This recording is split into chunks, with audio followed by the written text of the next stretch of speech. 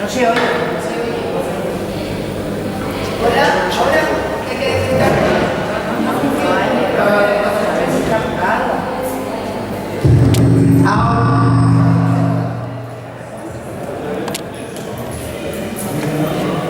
Hola, ¿ahora se oye bien? Vale. Y ahora te ves. Entonces, les decía que estas jornadas, aparte de la charla que vamos a hacer hoy, van a haber otras cuantas charlas durante todo el mes, hasta el 21 de noviembre, y el día 1 estará la subida a la Sierra de Pinama.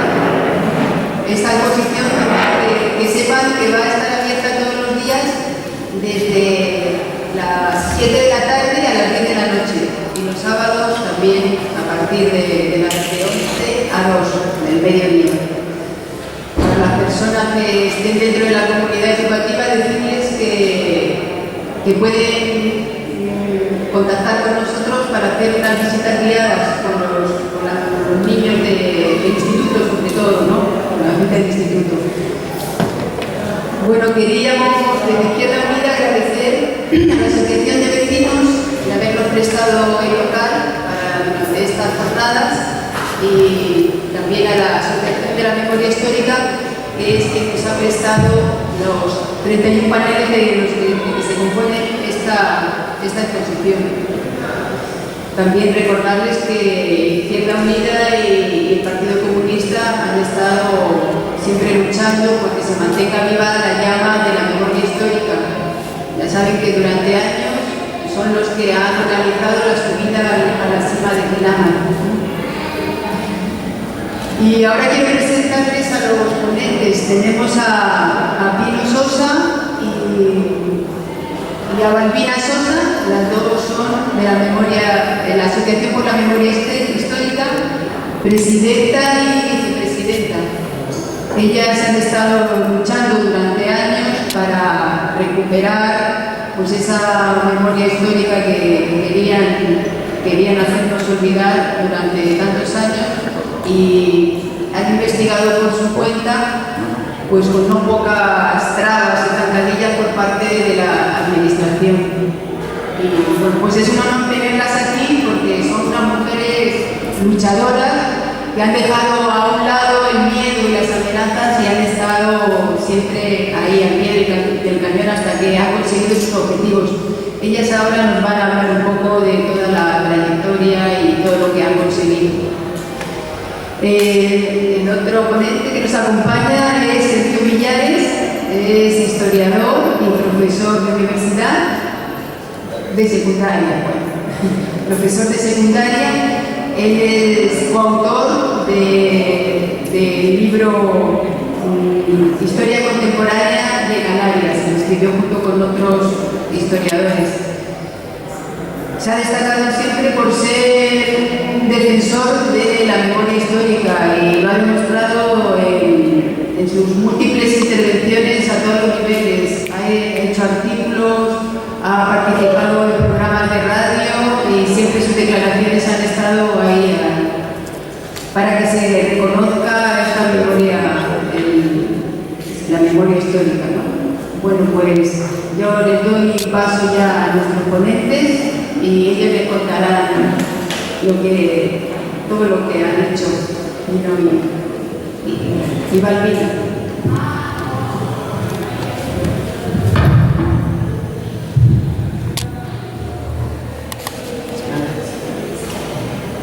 Pues buenas noches a todas y a todos. Mi nombre, como bien han dicho, me llamo Pino Sosa Sosa. Soy hija de un desaparecido, José Sosa Leme. Mi madre se llamaba Balbina Sosa Batista. Y desde siempre, desde jovencita, estaba siempre con esta lucha, aunque tenía mi madre y ella, la pobre, cada vez que yo le decía, mamá, ¿qué es lo que le pasó a mi padre? Deja eso, hija, deja eso. Y lo que le aparecía eran unas lágrimas. Pero yo poco a poco insistí insistiendo, pues me contó unas pocas cosas, no muchas, unas pocas cosas. Y lo demás, pues, hemos recopilado. Yo desde los pozos, como verán luego después en los paneles, estaban un poquito ocultos, pero nosotros no dejábamos de ir a ver los pozos, como bien hacemos con la cima de Dinamo. También traje a mi madre a la cima de Dinamo, porque me lo pedían, llévame a la cima, llévame a la cima. Y como le iba diciendo, yo de pequeña no sabía lo que había pasado. Sí, oía a los conocidos y a la familia del pozo, los pozos, y buscando por los pozos, hasta que ya, cuando iba a hacer la comunión, tenía 7 años, obligada, como es lógico, estaba en el colegio de las monjas, me tenían en un colegio que le decían el colegio del rey, y no les gustaba, sino me trasladaron para la monja, y ahí para discriminarme, porque era hija de un rojo, no era otra cosa, para tenernos controlados.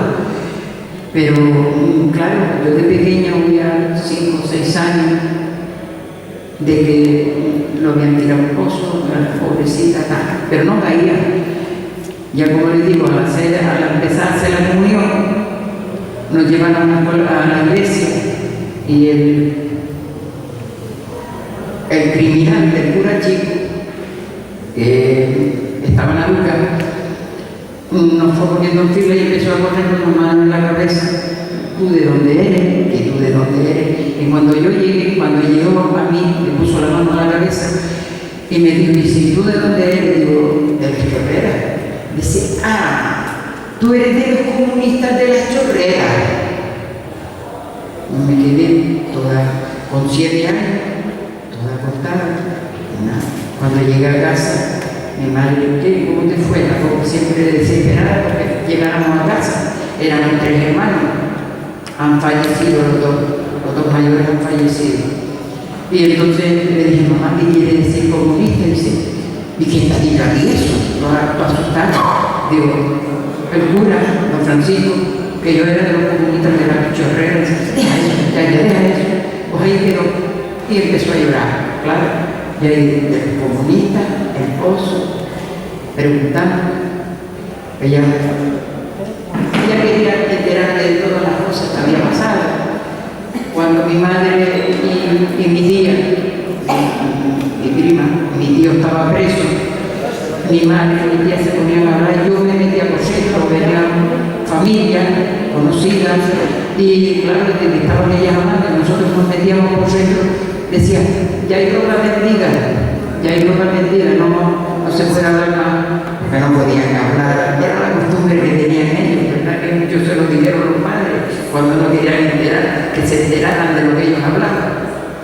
Pues nada, yo seguí oyendo, escuchando, y que me decía la hija de José el Latonero, mi padre era latonero, un jalatero, lo tiraron al pozo, y venga, y así día a día iba cogiendo cositas, pero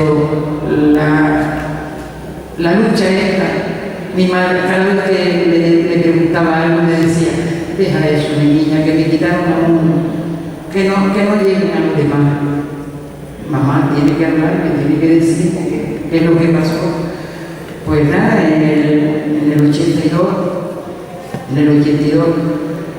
digo, esto tengo que sacarlo adelante. Me invitaron a ir de concejal en Anuca por el Partido Socialista.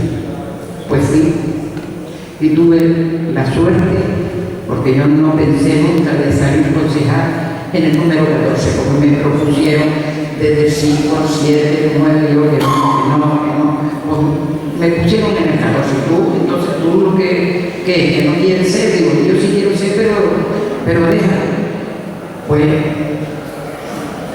fue un atrevimiento total, que en un pleno, con la derecha rancia que había todavía, no se me ocurrió nada más que decir que quería abrir los pozos. Imagínense ustedes, señores. Imagínense ustedes, los compañeros, pero tú, ¿de qué vas? Digo, de lo que voy. Y a raíz de ahí, pues, les explico, seguí con esta lucha, ya vi a mi prima para crear una asociación. Junté unos compañeros que yo sabía que iban por la labor también de padres represaliados y de gente que le faltaban sus padres, sus hijos, sus hermanos, y así fuimos paso a paso hasta que se fue creando la asociación. Luego, como no hemos parado, queríamos ponerle rostro a los desaparecidos. Iba a las casas que yo sabía, la cuñada de mi prima, a casa de la madre, de Medina, iba a casa de la otra vecina, de Gómez, todo. El primer día todo era llanto, como digo yo, llanto, lágrimas y no, y nadie decía nada, nadie soltaba prenda. Pero tú me ves a mí como estoy ahora, que soy concejal, ese era el punto que yo me agarraba. Soy concejal, si me llaman por delante soy la primera, pero ustedes hay que sacar esto adelante. Pues así, trabajando, poquito a poco, le pusimos rostro a todo lo que nos faltaba. Y pusimos una placa en el pozo, pedimos permiso al cabildo y a la concejalía de agua, nada. Nadie contestaba las cartas nuestras. Y yo le decía, no te preocupes que las dos vamos para arriba a pasar torneo. Las dos vamos a pasar torneo, porque si van a decir algo, no, nosotras somos. Digo, bueno, nosotras somos las cabecillas. Pues nada, seguimos con este trasteo, le pusimos rostro a los que nos faltaban. Faltan mucho, porque nos traían fotocopias, le decían que no quiero fotocopias, que yo lo que quiero es la foto. Que la foto que no tengo nada más que tú no me conoces a mí, sí. Venga, yo te la traigo. Pasado mañana te la traigo yo. Te digo pasado mañana para que mañana me dé tiempo a fotocopiarla. Bueno, pues así recopilamos las cosas que recopilamos. Después fuimos a buscar los pozos y la Guardia Civil detrás de nosotros. Pues nada, vamos a seguir para adelante a ver que siga esto. En fin, no les quiero cansar. Podría decirles mucho, pero los compañeros también tienen que dar sus versiones, y esta es la iniciación que tuve yo, el valor y la osadía, si se puede decir, de querer abrir los pozos. Hemos abierto una nuca, ya se habrán enterado. Nos decían que no había nadie, que allí no había nada, y que no nos daban más dinero para abrir otro pozo. Y nosotros, cuando teníamos al presidente, Dios lo tenga descansando, Alan Martín, nos enterábamos de donde él iba y allí estábamos nosotros. Si él estaba en alto, a nosotros nos veía abajo. Y como era tan alto, y si se metía en un rincón, nosotros estábamos cerquita del rincón, hasta que ya por lo visto se aburrió. Déjenme a esta gente, desde 300.000 euros, tú fulano, nos fue señalado, entre ellos, el alcalde de Aruca, Froilán Rodríguez, dice: Froilán, a ti te hago cargo, en el gabinete literario, a ti te hago cargo de buscar el dinero a esta gente. Y pudimos abrir el pozo de Llano La Bruja, gracias a la constancia nuestra, porque te digo, estaba en el gabinete, allí íbamos, estaba en otro sitio, allí íbamos a dar una charla, en el gobierno, allí íbamos, siempre estábamos hasta que lo conseguimos. Sacamos, decían, tocó también de Aruca, cuando nosotros iniciamos esto estaba el Partido Socialista, pero después estaba el PP. Ya se paró un poco la cosa. Pero claro, nosotros estábamos enfadadas porque estábamos poniendo ya de estar rectos y barrancos arriba y barranco abajo. Ya yo tengo 76 años y antes que venga la de la guadaña, quiero terminar esto. Me decía, no puede, ahí no hay nada, que no hay nada, porque lo dices tú al alcalde, o lo dices tú, ahí hay, no sé cuánto, 24 o 27, pero bueno, cuando se enteró de lo que había, no se metió debajo de ellos, no podía, de vergüenza. Y nada, y seguimos con la lucha, hemos seguido, digo nada, ya esto se terminó al cabildo, mi prima y yo al cabildo. Somos bastantes en la asociación, tenemos mucho adelante, porque existe todavía el miedo, aunque no lo crean, adelante, y con eso seguimos adelante. Pues nada, nos fuimos al cabildo y lo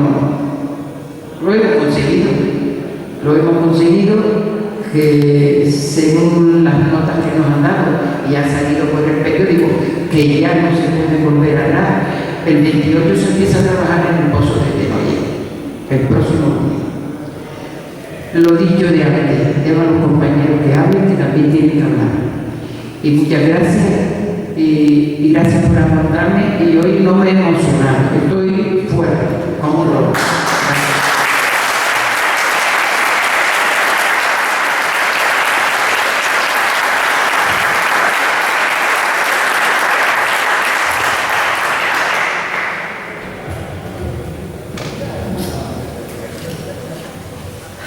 Buenas noches, me han visto por aquí como una gallinita corriendo todo el corral, sin parar. Yo soy la vicepresidenta de la asociación, ya mi prima ha dicho casi todo, los comienzos que no fueron fáciles, pero tampoco tan difícil, porque nosotros disfrutábamos cada momento, incluso cuando nos echaban de un pleno también lo disfrutábamos, la verdad es que sándwich. No hemos metido muchos berenjenales, pero también es verdad que nosotros íbamos confiados de que si se empezaba esto, no se podía dejar a medio. Tenías que dedicarte todo el tiempo necesario. Estuvieron todos de acuerdo, pero al final nos hemos quedado todos en esa lucha, a pie de calle, a pie de oficina, a pie de despacho, y a darle poder la palabra a los políticos de turno, porque son los que nos tenían primero que reconocer que hubo una represión, reconocer que hubo aquí en Canarias muchos desaparecidos, especialmente aquí de Las Palmas y concretamente de la mujer, y que reconocer eso le tenía que dar algo, una solución para recuperar los restos de todos esos desaparecidos, por lo menos lo que se puede recuperar. Yo sé que hay muchos que no se pueden recuperar porque fueron arrojados al mar, otros porque a lo mejor sabemos dónde están, pero igual están en el cementerio, nosotros no lo sabemos, pero los máximos, por lo menos los 4 pozos que salen, los 4 pozos, y que se saquen. Nosotros, como decía mi prima, de verdad, decía Pino, que nos dejaron muchísimas veces intentaron desanimarnos. Ustedes están con el mismo día que se hacía el pozo, que bajaban al pozo los arqueólogos, ya habían sacado toda la arena y todo eso, pues bueno, nos decía que estábamos locos, que estábamos gastando un dinero público que hacía mucha falta para otras necesidades, sabiendo que allí no había nada, porque ellos sabían de sus padres que allí eso era mentira, que no había nadie ahí tirado en el pozo, en fin. Nosotros, por ser que nos hicieron bastante dura de mollera, y seguimos adelante. Bueno, si hay, bien, y si no, pues pedimos disculpas por el dinero que se ha gastado. Y si no lo quiere cobrar, porque usted, por eso ustedes lo quieren. Aunque a mí me quedaba un poco, porque tanto lo quieren de mi abuelo, como que tenía mi tío, también se lo llevó en su momento, se lo estudiaron, o sea, se lo llevaron los Pedro Rosario y toda esa gente que eran los que mandaban en ese momento, ¿no? Por lo tanto, queríamos algo más. Y desde luego que era mejor. La sorpresa fue este pozo. Este pozo nosotros cambiamos en las instituciones, cambiaban de partido, de gobernante, pero nosotros íbamos regularmente. Si nosotros ya estábamos acostumbrados a ir al sitio los jueves, por lo menos un pueblo estuvieran quien estuviera gobernando. Y si teníamos que ponerlo al día al nuevo gobernante, lo poníamos al día. Pues bueno, así como hemos trabajado nosotros, muchos no estuvieron de acuerdo, muchos se marcharon también, porque no estaban de acuerdo con esa constancia de nosotros de estar machacando sobre más que nada no solamente sacar de los restos, sino también el reconocimiento de lo que pasó. Más que nada. Esto precisamente fue como la primera piedra de los cimientos para construir ese templo de la memoria histórica aquí en Canarias, principalmente. Así que hemos tenido mucha suerte, hemos gastado mucho dinero en nuestros bolsillos, hemos viajado muchísimo, hemos aprendido muchísimo, porque es verdad que había que aprender para poder hacer lo que teníamos que hacer aquí. Por ejemplo, a nosotros nos llevaron a coger un curso con las brazos abiertos en el Bierzo, que fue la primera asociación que pudieron abrir la fosa de los 12 de Villalanza del Bierzo, de Emilio Silva, el abuelo de Emilio Silva, que fue la primera ADN que se identificó aquí, que se hizo una identificación. Por lo tanto, todo eso, nosotros aprendimos de todos esos. Fuimos a Andalucía, fuimos a Barcelona, firmamos a Cataluña, firmamos un convenio con la Asociación de la Memoria Histórica de Cataluña. Salió nosotros y los de Cataluña,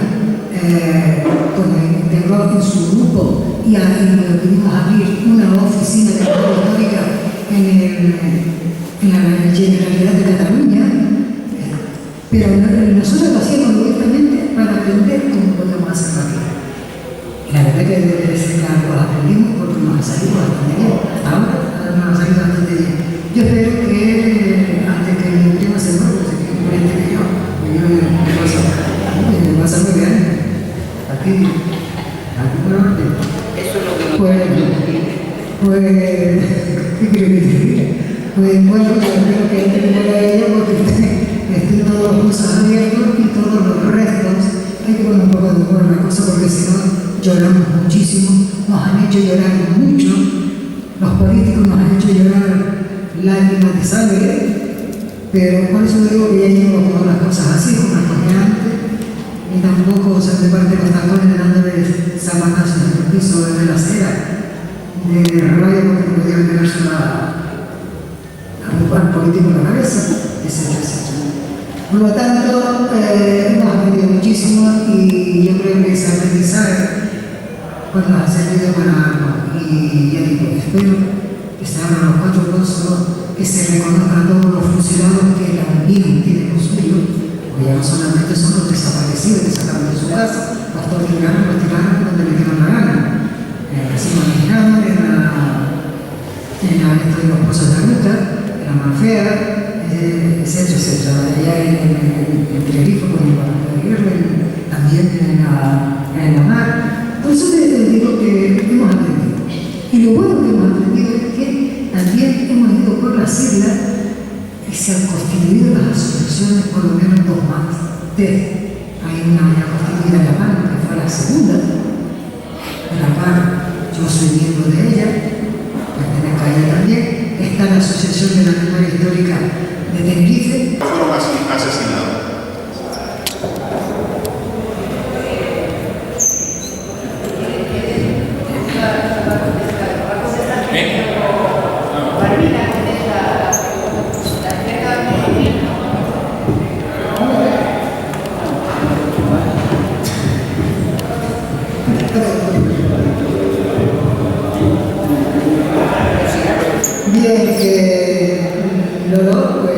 Eso es lo que estamos nosotros intentando.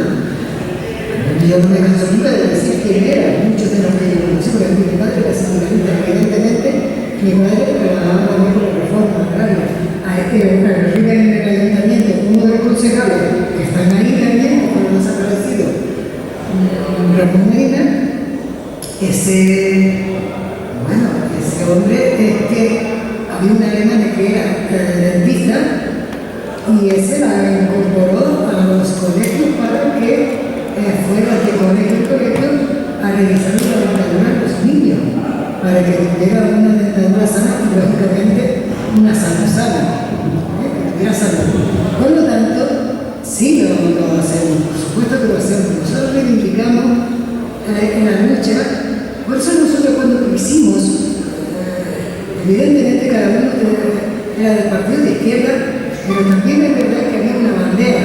Y precisamente como no queremos distintas banderas, nosotros queríamos que cuando se hacen las manifestaciones de los homenajes, se hicieran con una sola bandera, porque todos murieron por esa bandera, todos los fusilados, los desaparecidos, los torturados, porque también es verdad que bajo esa bandera fue donde hubo unos avances en tan poco tiempo. Se fueron 121 días, me parece que lo que duró. Y bueno, me parece que tengo ahí un panel que lo dice, 121 días de revolución, que hubo unos avances tremendos, se hizo una gran cantidad de escuelas impresionante. Uno de los primeros, el primer detenido en Las Palmas, que estaba en la Luca, que vivía en la Luca, fue el profesor que después fue el dueño de la Academia Arena, el Colegio Arena. Lucía, su mujer, era exactamente Jaime Medina, pero bueno, su mujer, Lucía, era un profesor de los castillos de la Luca, y él era profesor aquí en las alcaldías de la calle Carlos Más, que el número 8. Y a ese fue el primer detenido de la represión, que se dio bajo venir a Las Palmas a la clase. No se había enterado nada. Y cuando llegó a Las Palmas vio que había mucho movimiento por la calle de León Castillo, por la calle de Mega, etcétera, y había mucho movimiento, y después se enteró de lo que estaba pasando. Con lo cual, vio que no podía llegar a la Bahía, y lo que hizo fue regresar a Luca. Y no pudo regresar a Luca porque unos alumnos de los hermanos Morales, que después murieron también, hermanos de otro falangista, que era falangista de los hermanos Morales, fue quien lo bajó en la mala, se separó el pirata y bajaron a Ojeda y lo detuvieron en el cuartelillo de San Lorenzo, o sea, en Tamaracete, en el ayuntamiento de Tamaracete, en Tamaracete. Por lo tanto, nosotros hablamos de los partidos, hablamos de los luchadores, hablamos de todo. También es verdad que lo que nosotros realmente llevamos adelante, porque es lo más acostumbrado que nos tiene las preguntas cuando salimos de aquí, cuando vienen a otra área, pues es de los desaparecidos, de los fusilados, cuántos, y qué es lo que vamos a hacer, qué es lo que estamos haciendo, que si hay posibilidades, etc. A nosotros nos están reclamando fusilados de Jaén, nos están reclamando fusilados de Madrid. Hay una señora que conocimos, la hija de un fusilado que le trajeron de África, que era militar, lo fusilaron aquí en Las Palmas, y la señora se enteró que nosotros estábamos en la escuela de Jorge Maestrillo, y a mí se me desataranta decirlo. Y esta mujer se vino con la hija a saludarnos a nosotros, a conocernos a nosotros, porque vio en la lista de fusilados, vio a su padre, y ella quería conocer a las personas que habían investigado el listado ese y que lo habían publicado. La investigación de los historiadores, pero realmente la lista la publicó la Asociación de Históricos, y de Jalí lo mismo, y de otras partes también, de Granada no eso. En Granada tenemos un canal muy importante. En Granada tenemos a Andrés Guerrero, que un sobrino de él me parece que suele venir por aquí. Ese señor era de Bañaderos, y ese señor era comunista, era sindicalista, y a ese señor se lo condenaron a muerte, y después se le condenaron la pena de muerte, pero lo mandaron a luchar con los nacionales. Y lógicamente la primera oportunidad que tuvo se le pasó al bando republicano. Pues ese señor se casó con la hija de un guardia civil allá en Almería, aunque en la guardia ellos vivían en Granada, pero ya los republicanos estaban entrando en Granada, se fueron a una reunión con una familia y esa mujer tenía una sobrina. Y a esa señora, a la madre de Andrés Melián, cuando se fue al bando republicano, molestaron muchísimo a su madre, como ya digo. Primero fueron a detener a un hermano, que se de esta señora, de 14 años, y la madre se volvió loca. ¿Cómo van a detener? Y fue a buscarlo. Bueno, pues entonces, desde años, cuando fueron a detenido a la hermana por 17. Y la madre insistía. Al final la detuvieron a él y tuvo 4 años de detenido. Porque Andrés no aparecía. Y a Andrés no se lo perdonaron. Cuando murió el suelo de la pobrecía, entonces a Andrés lo cogieron en Motril, que venían precisamente de los trabajos que trabajaban en la finca del suegro, era muy lleno que tenía. Ella tenía 2 hijas, estaba embarazada la mujer de la tercera, no, 3 hijas y estaba embarazada de la tercera. Y a Andrés Melián lo cogieron unos profesores que se iban, cuando salían por la tarde, se iban a un bar a tomarse un café o no sé, y hablar de lo mismo, de política, pero lo cogieron por el camino y se lo está integrado en el aeropuerto de la Guardia Civil, lo mataron, los asesinaron allí, lo torturaron, los asesinaron allí. Luego se llama un historiador de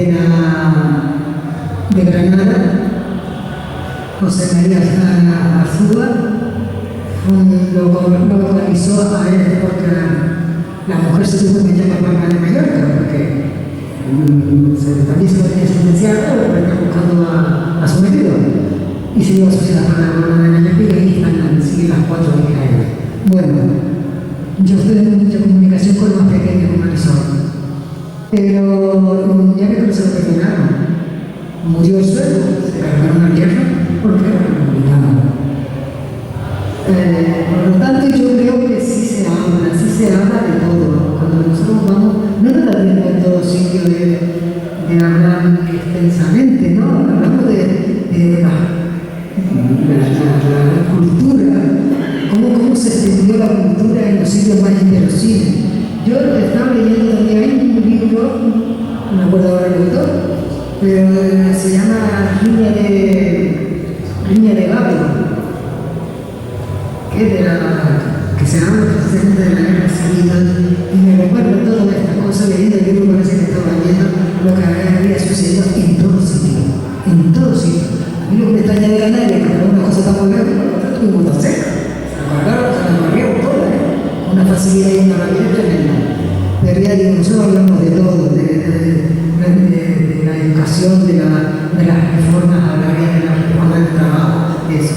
Pero en otro contexto, no sabemos hablar. Así es. Y lo reconocemos también en el partido pertenece unos y otros. A nosotros cuando vamos para Tenerife, pues lógicamente también hablamos mucho de la CND, porque ya se cargaron a muchos de la CND. Hicieron un barrio impresionante. Lo que pasa es que digo, nos entra aquí la fosa. Devolverle los restos a su familia y ¿por qué no? Que la derecha sepa que con la izquierda la tiene perdida, pero precisamente porque no vamos con el nariz empinada, sino con la cabecita media agachada, pero sin perder el hilo del camino.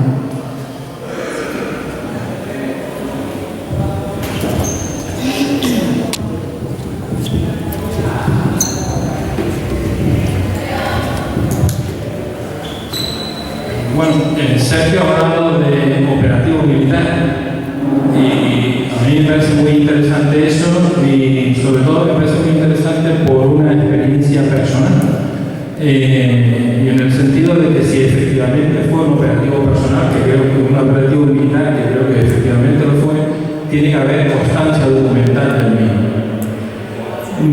Y te voy a comentar por qué. yo hice el servicio militar y cuartel en aquel momento como represaliado político, me quitaron la prórroga y después de Villafría, pues por no sé qué razón, terminé por recalar, después de pasar por el regimiento de artillería 93 en La Laguna, terminé por ir a parar a Almeida, que era el mando del regimiento. Y en Almeida precisamente estaba lo que era el SIN, el Servicio de Información Militar. Y no sé por qué razón, sería para tenerme controlado mejor, no sé. Al final me destinaron a lo que se llamaba mayoría. Y aquí en mayoría, que yo me encargaron de llevar al archivo, o sea, de los escritos y historias que entraban por ahí, de tenerlos ordenados y archivados. Yo hacía todo lo contrario, procuraba hacer todo lo contrario para joderlos un poco. Pero bueno, en algunas de las ocasiones que me quedé solo en la oficina, o incluso en alguna tarde que pude meterme en la oficina argumentando que tenía un trabajo pendiente y que le había pedido permiso al teniente de mayoría, que era un poco alcohólico y no se enteraba mucho del tema, pues en alguna de esas ocasiones, revolviendo los papeles allí, cayó en mis manos lo que eran algún expediente de depuración. Entonces, creo yo que si efectivamente esos expedientes de depuración constaban, por ejemplo, en este caso en el regimiento de artillería, en este caso en Almeida, pues efectivamente si hubo en su momento un operativo militar, como digo, repito, tenía que haber alguna planificación y tenía que haber alguna prueba o algún documento que organizase, que planificase el tema. No sé si la pregunta es la siguiente: ¿se ha intentado investigar por ese lado? Porque también leí en la prensa el otro día que en el Ministerio de Defensa, o el último ministro de Defensa, o la última ministra de Defensa, había dejado pendiente de publicar o de hacer público una serie de documentos que parece que este gobierno había dejado el tema un poco parado. Sí, entonces se ha intentado investigar en los acuartelamientos, en los archivos militares esta historia.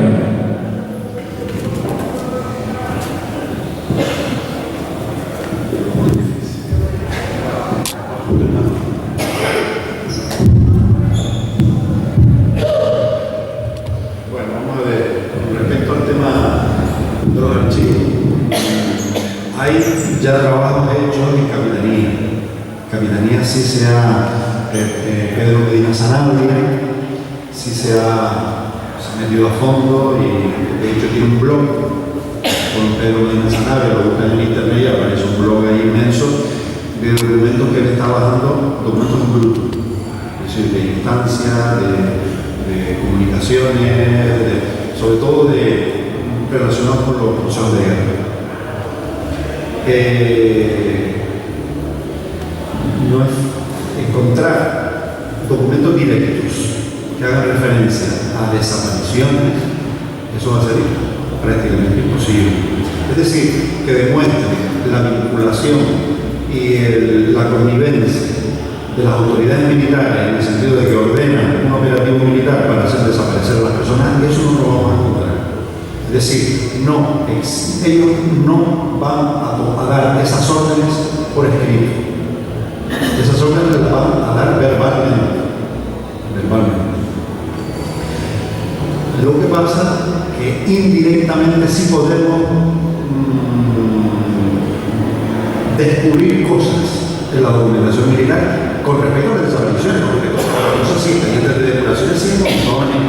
Hay muchísimas cosas que pueden relacionar con la represión, con preso, con traslado, todo lo que tú quieras. Yo he trabajado en el Tribunal Militar número 5 de la Capitanía General, viendo el expediente de Pedro García Cabrera y todos estos que se jugaron de Villa Cisneros el 12 de marzo del 37. Y yo creo que es uno de los motivos de las desapariciones de Aruca, La Calda y Agaete, como represalia por la fuga de 150 personas del penal de Villa Cisneros.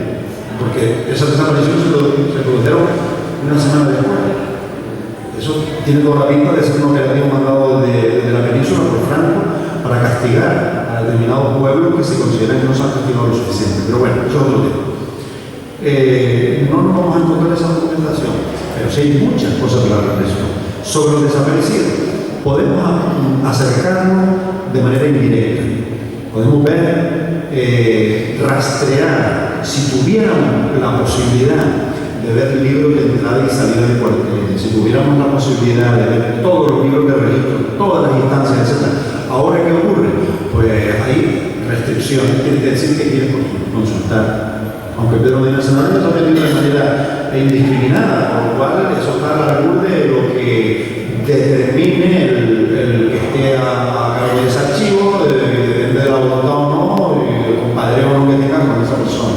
Pero evidentemente no hay posibilidad de acceder totalmente a la documentación. Y ese es el problema, que ni los socialistas, y mucho menos el Partido Popular, por supuesto, han permitido esa entrada generalizada en los archivos militares. Y eso ha sido un problema grave que hemos tenido siempre. Evidentemente se han ido abriendo las puertas.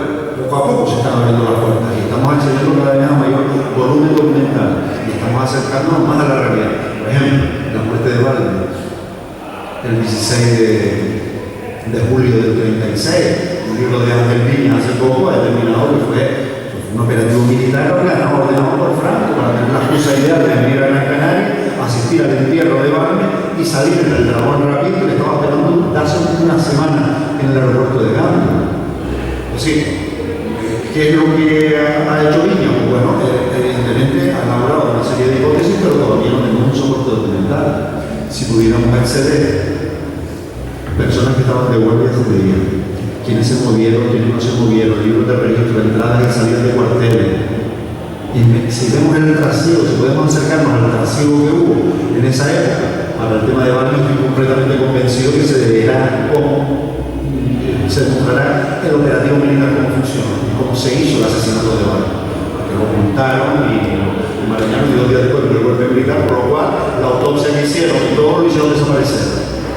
Entonces, podemos acercarnos a los desaparecidos, pero nunca directamente. Nosotros vamos a encontrar un documento de los militares ordenando la desaparición de Luis Rodríguez Figueroa o de José Carlos Suárez, alcalde de Santa Cruz.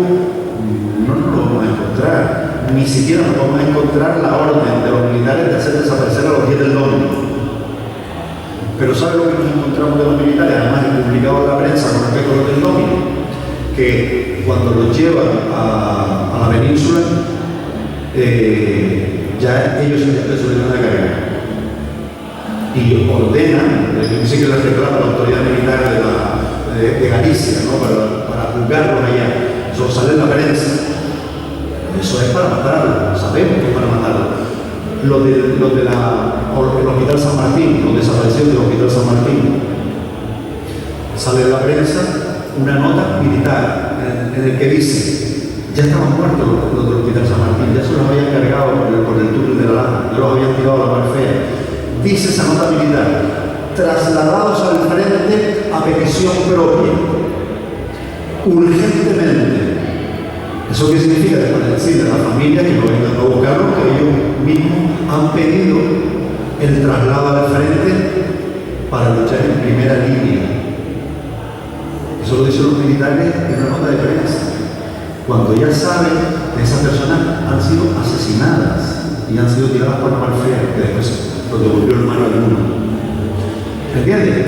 Yo creo que cruzando toda la información, la prensa, la documentación militar, los libros de registro, etc., podemos acercarnos al hecho de las desapariciones. Aparte también las revistas militares. Hay gente joven que nos reclama los ayuntamientos respectivos para hacer el servicio militar. Y esas personas han desaparecido.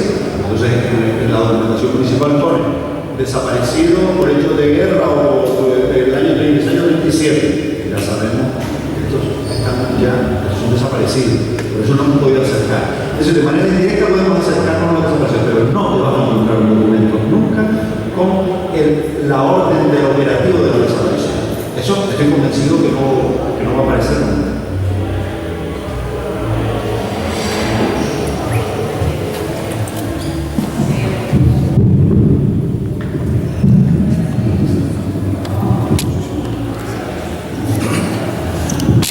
Buenas noches. Quería hacer un par de comentarios. Me presentaré, soy director de represaliado en un caso de desaparecido. en ese sentido. Lo digo porque, bueno, eso explica la dimensión emocional que tiene este asunto. Entonces, yo voy a retomar el tema de la iglesia, de algunos comentarios que se han hecho sobre los curas y el papel que pudieron haber jugado, ¿no? Dicen contrastados historiadores que nunca en España las fuerzas conservadoras, digamos, las terratenientes, el ejército, la nobleza y el empresariado parásito que crecía alrededor de sus vinculaciones con el Estado, había que sumarle también a la Iglesia Católica en su conjunto, ¿no? Que nunca en la historia de España había habido esa coincidencia de que los poderes conservadores responsables del atraso español y del atraso canario hubiesen estado tan unidos en un proyecto político que fue luego lo que Franco llamó la cruzada, ¿verdad? Indudablemente hubo sacerdotes, por las informaciones que uno ha visto y ha contactado, y sabemos que la vida no es tan blanco y negro. Ha habido sacerdotes y personas vinculadas a la iglesia que jugaron papeles positivos y de defensa en algunos casos, pero yo diría que sistemáticamente la iglesia se puso al servicio del golpe militar y de la represión, y fue un elemento de control importante. Y no me quiero alargar más, sí quería recordar una anécdota parecida a la que le pasó a Pino cuando el cura párroco, entendí yo que era así, el cura párroco en algún momento le dice que eres roja, ¿verdad? No eres de familia roja. Y que eso fue levantar una espita, abrir una puerta de preocupación en tu identidad familiar, de dónde era, que era eso de ser rojo, ¿no? Bien, yo eso lo vi también con el cura de mi colegio, que quizás tuviera yo 10 o 11 años, ¿no? Me hizo ese mismo comentario. Oye, Enrique, ¿qué? Tú eres rojo. Y llegué a mi casa a preguntar qué era eso de ser rojo, y a partir de ahí empecé a entender pues que era parte de una familia que había sido derrotada en la iglesia. Era que el cura párroco se acercaba a casa, tocaba la puerta, pedía el diezmo de primicia casi obligado que tenía que entregar la familia, que se metía por casa, que preguntaba, que miraba y que era un controlador de nuestra vida, al mismo tiempo que lo hacía la señora que venía en nombre de la parroquia, que hacía exactamente lo mismo. Llegaba, tocaba la puerta, saludaba, ponía la sonrisa, pedía el dinero, se metía en casa, preguntaba cómo estábamos, si íbamos a misa, si no íbamos a misa, y Oronda y feliz volvía, salía de casa a seguir con la labor controladora de la represora. Y termino, y no quiero aparecer como un anticlerical, porque tampoco creo que se trata de eso, que el caso de mi abuelo, que fue el último maestro republicano aquí en la escuela de Ginebra,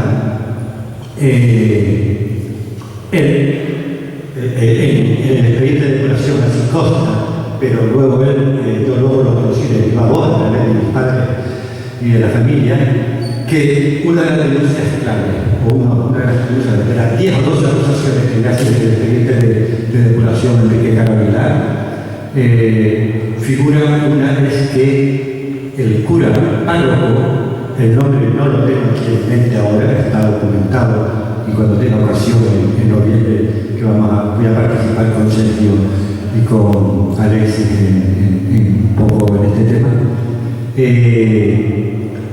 Una de las denuncias de las acusaciones es que él había recogido el Cristo que estaba en la pared de la escuela después de que había venido la orden de Marcelino Domingo de los edificios republicanos, de que la escuela era laica y que había que quitar las imágenes religiosas. Este señor nos acusa de que él cogió el Cristo, lo arrancó de la pared, lo tiró al suelo y delante de todos los alumnos lo pisoteó, lo destrozó y ahí lo dejó, no recuerdo nada. Eso dice este señor cura párroco, pero la verdad no fue así. Mi abuelo lo que hizo, y le creo a él porque era un hombre de honor, digno y muy buena gente, lo que hizo fue la aplicación de la ley que en aquel momento que daba la República Laica, recoger el Cristo y al día siguiente ir a entregárselo a la inspectora, que a su vez estaba en el tribunal de depuración, que luego lo condena y lo expulsa de la gente. Eso es lo que quería contar.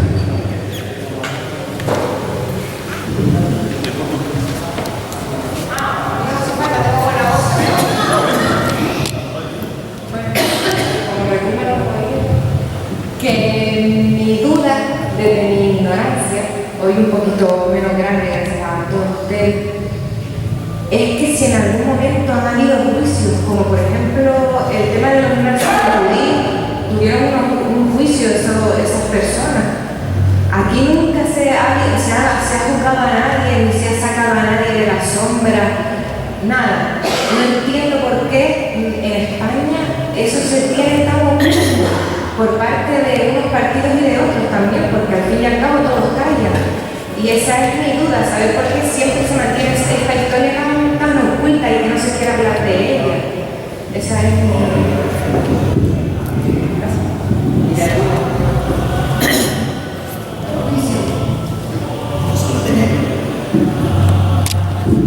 Tenemos la denuncia, hemos escrito denuncia en la Audiencia Nacional. Inicialmente fue el 2008, cuando teníamos ya una buena lista, tanto, sobre todo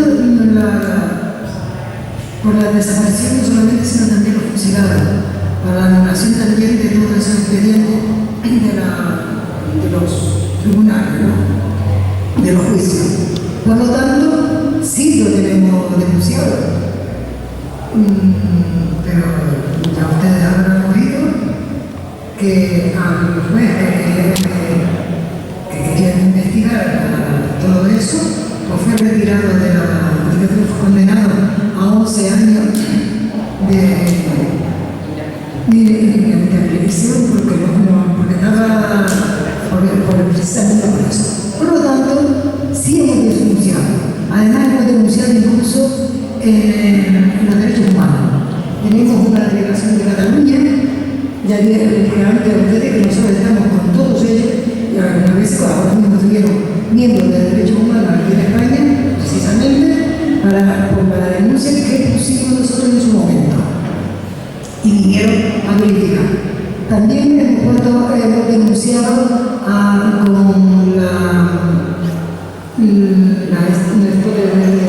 de Argentina. Hace mucho que tuvimos que mandar la documentación de desaparecidos y fusilados para juzgar al fascismo en Argentina. Sí, está denunciado. Aquí, pues mire, no creo que aquí ya, bueno, me pasó con Garzón, que ya ese hombre ya no va a ejercer más de juez, por lo menos 11 años ya la que tiene y estará retirado para entonces. Pero dudo mucho, nosotros la que hemos puesto en la luca, hemos puesto dos en la luca, pues fue rechazada. Así que eso está ya prescrito cuando sabemos perfectamente que las desapariciones no prescriben hasta que no aparezca el desaparecido, vivo o muerto, lo que sea, no prescribe. Pero que además no prescribe los delitos de lesa humanidad. Esa es la razón. Por lo tanto, sí tenemos denunciado, y por eso han venido hace 2 semanas unos miembros de derechos humanos aquí a España. Yo no pude, por lo tanto tenemos nosotros allá a Fernando Magán. Fernando Magán es el abogado que nos ha tocado de nosotros.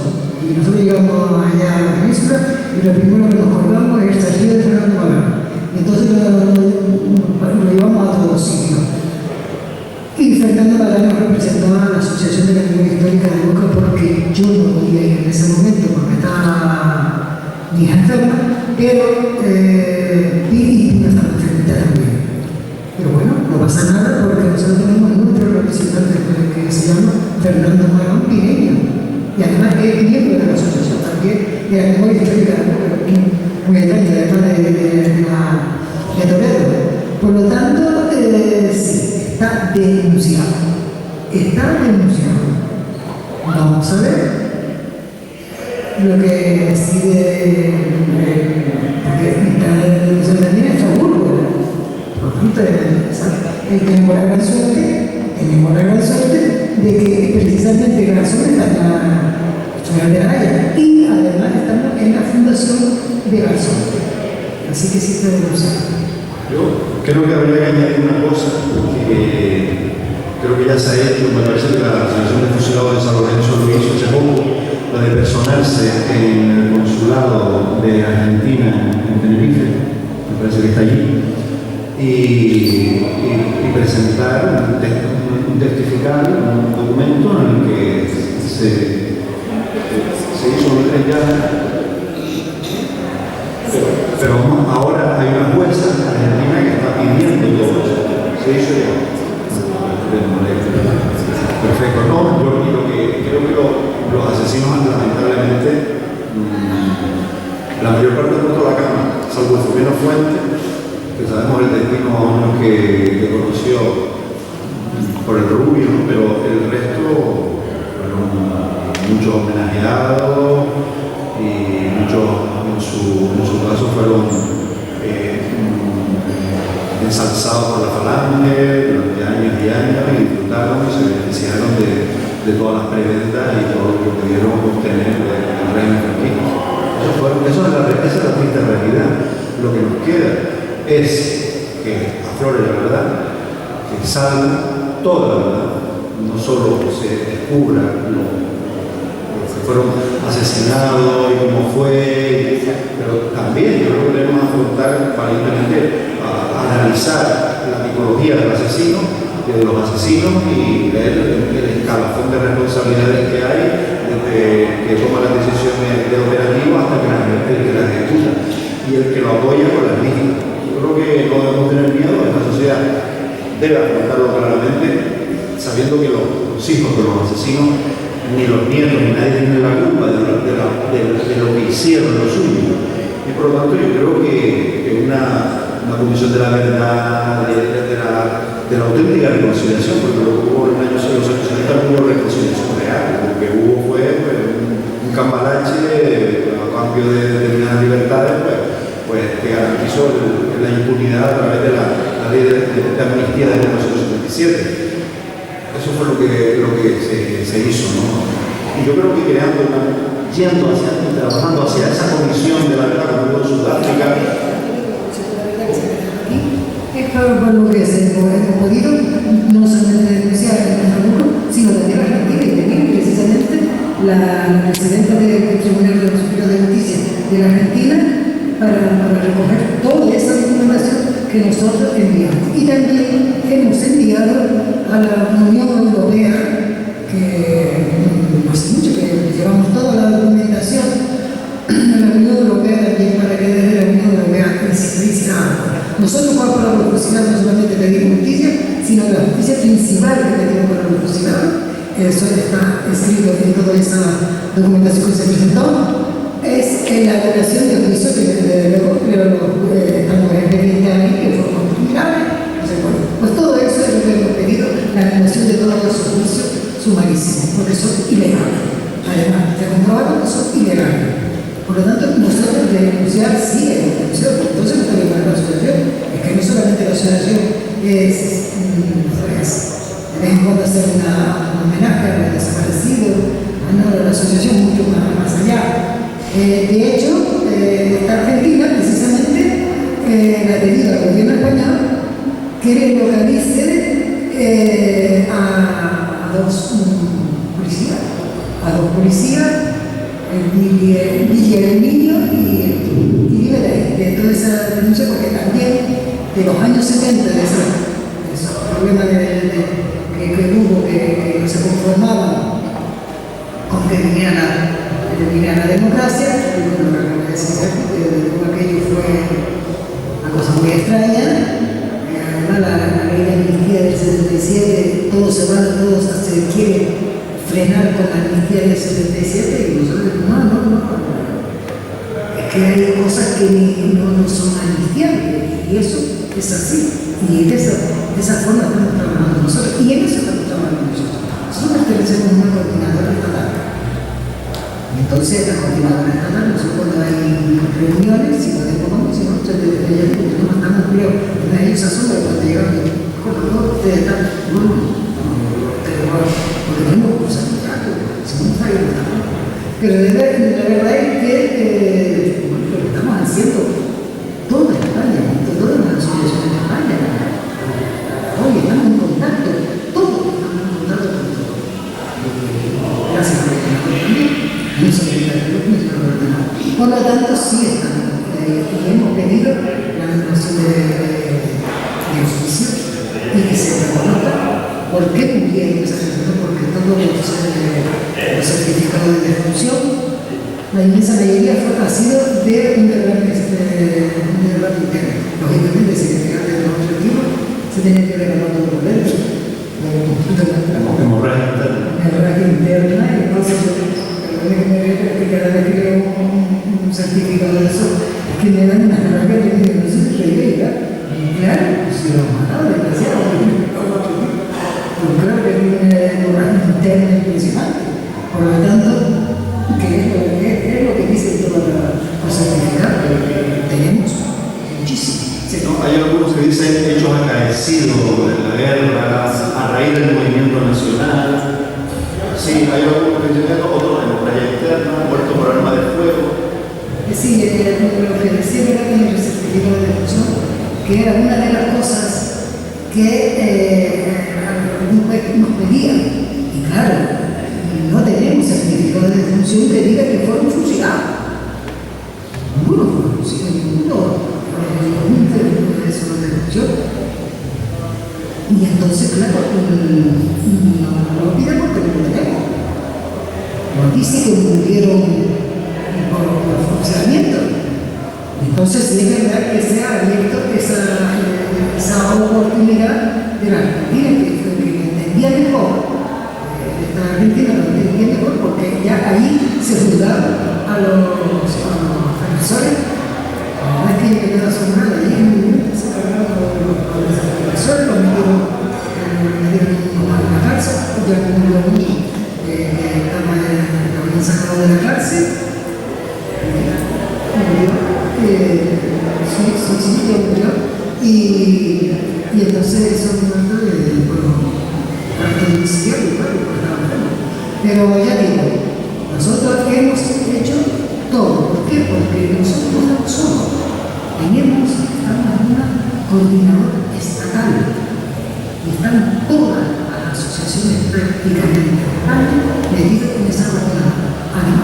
Nuestra reunión normalmente la hacemos durante la semana. Normalmente cada vez. ¿Quieres hacer una puntualización? Es que íbamos al recorrido de los paneles. Respecto a la pregunta aquí de la compañera y lo que han dicho ellos, que creo que casi lo han dicho todos. Yo quiero insistir en que la situación actual será, desde mi punto de vista, por tres factores que yo creo que como están dicho ya. Por una transición que fue de todo menos modélica, que fue una transición pilotada por la misma oligarquía que había estado gobernando durante el franquismo y que por lo tanto se hizo para precisamente tapar toda su vergüenza. Por una ley de amnistía que es preconstitucional y que se utiliza ahora como un desastre para tapar todo esto, y por una ley de memoria histórica que a juicio de esta gente de la ONU, de los relatores estos de la ONU que vinieron por último a Madrid, deja bastante que desear. Y yo creo que de todo esto, si hay algo que debamos de sacar en claro, es que como la izquierda renuncia a alguno de sus presupuestos, intereses o como queramos llamarlo, con el afán de intentar apaciguar o calmar a la derecha, se equivoca de medio a medio. La derecha, igual que la oligarquía, es insaciable y nunca va a estar satisfecha, por mucho que cedamos para intentar apaciguar. Y yo creo que esto, lo que ocurre ahora, es el ejemplo palmario de todo eso. Entonces, ¿quieren añadir algo más o vamos a ir al recorrido?